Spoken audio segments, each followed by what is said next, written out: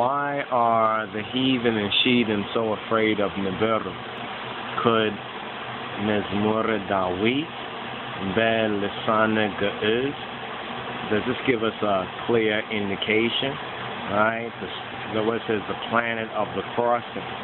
Right? The planet of the cross. The finding of the true cross. Well, something very interesting I noticed right here, and this is in this particular Dursan, right? Dursan. So I'm going to give it to you right here. I want to give it to you straight, people. They're afraid of Nibiru because it represents God and the throne of God. Now, you see this word right here? This is EDMArT. Now, the whole verse, Fikra Sehabo Lewelda Hayal Emenberu, where Bitzaho Iska Lemot. Right? Now, this key word right here, right? Emenberu. Now, go through Nibiru, right, in Ge'ez or in Ethiopic. Check that video out. I basically talk about this. I'm giving it to you right here from the Kedase Mariam, or Mariam's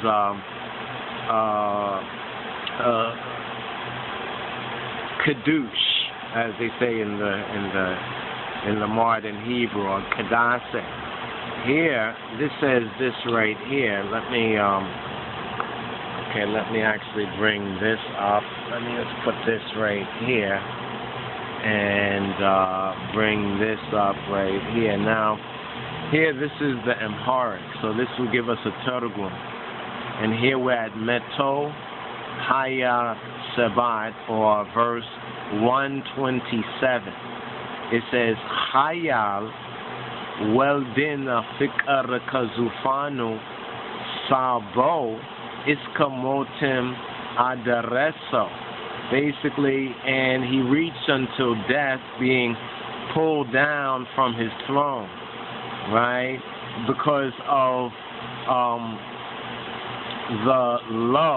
because of love, right? Hayal Weldin, the powerful son, or the god. Hayal breaks down to El, or Chel, in the ancient Afro-Semitic, or the root of the Hebrew. And you thought Hebrew it is the language of angels, right? But the Ge'ez is the language of God. So Hayal Weldin Fikar Kazufanu. That's the key word there. Zufanu. So Zufanu, right? Let's see if we can bring this up side by side right here. Right? Is this particular, so when this is worn down, it would correspond to the ka, but basically in or from, right? From Nibiru, right? From Nibiru. Fikar, because of love, God came down from his throne. And now in judgment, he is bringing his throne near.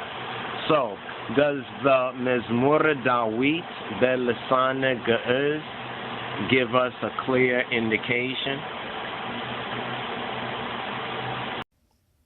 Shalom, Rastafari. Shalom, Chabarim. Shalom, fellow disciples and associates.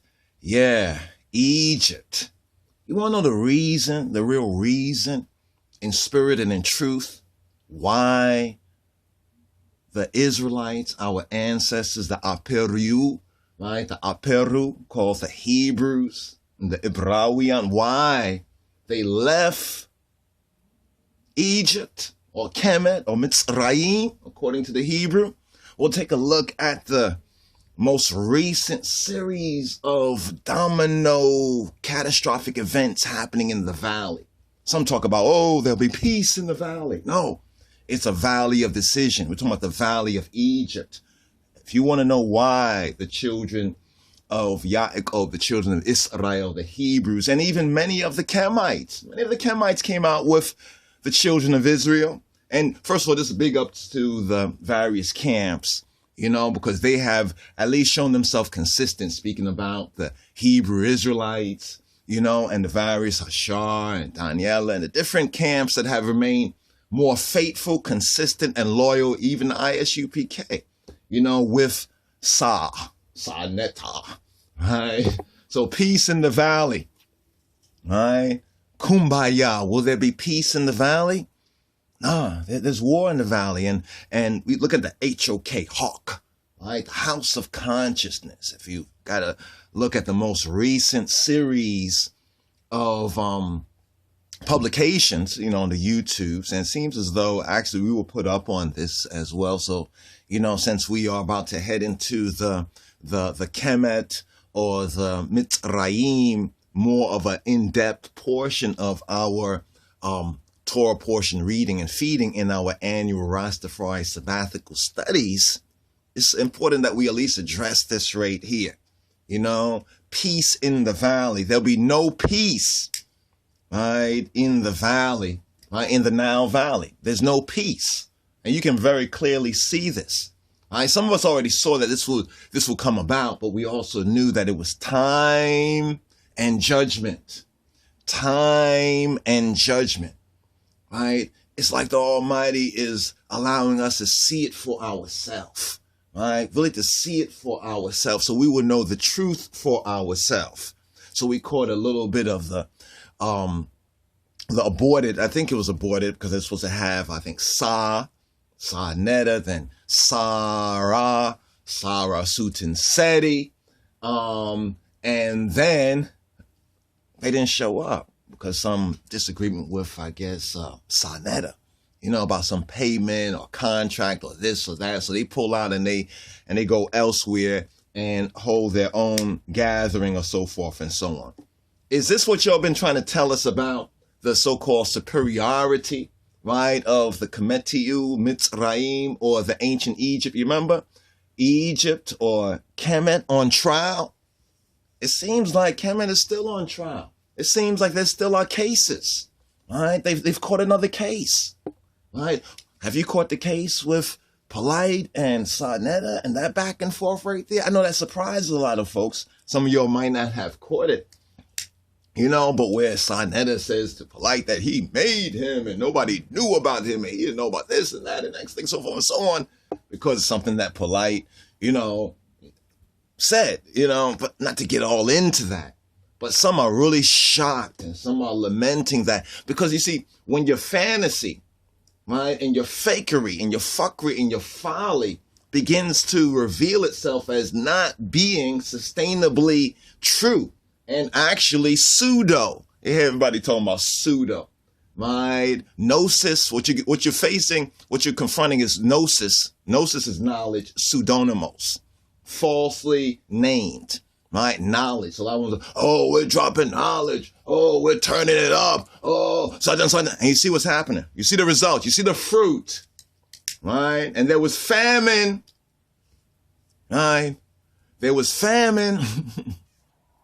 But this time it looks like there's famine in consciousness Egypt, or the so-called Kemet, in the house of consciousness, the hawk, right? Hawk, like hawk shoes, heck shoes. Remember the heck shoes? See, even to these other black people, brothers, so to speak, who say, they're not Israel. They're not of Israel, right? But they're the Sa-Netas or the Sarah Sudan Seti, so forth and so on. And it's not even so much Seti's not directly in this. This is more directly about Sa-Neta. But this is more directly about why we had to leave the valley. Because there was no peace, right? There was no peace in the valley. We're speaking about the now. Want to deny that you're Israel, that you're Hebrews. You know what? It's interesting because the only consistent ones in this whole thing have been the various camps and the various leading brethren, among the Hebrew Israelites, the Hashars, and you have the Daniels, and even the ISUPK. They have been, and you got to admit this, most consistent. But what's up with Egypt? They say that everything we got, right, we got from Egypt as Hebrews and as Israelites, and They don't really want to deal with us as Ethiopian Hebrews, because we know how it began. Even though Little Pharaoh Wayne, he said a little shitty shit because he was addressing somebody else in a video, blah, blah, blah, blah, blah, so forth and so on. Something he got off of Wikipedia, blah, blah, blah, so forth and so on. But anyway, that's irrelevant. You know, as in this particular debate right here, little Pharaoh was irrelevant. But isn't it interesting what we are witnessing in the valley? Now, when you look at ancient Kemet or ancient Egyptian history, especially the latter part, towards like the Middle Kingdoms and so forth and so on, the latter parts, like around like the 11th and 12th century, dynasties, as they call them, and the intellectual academia, so forth and so on.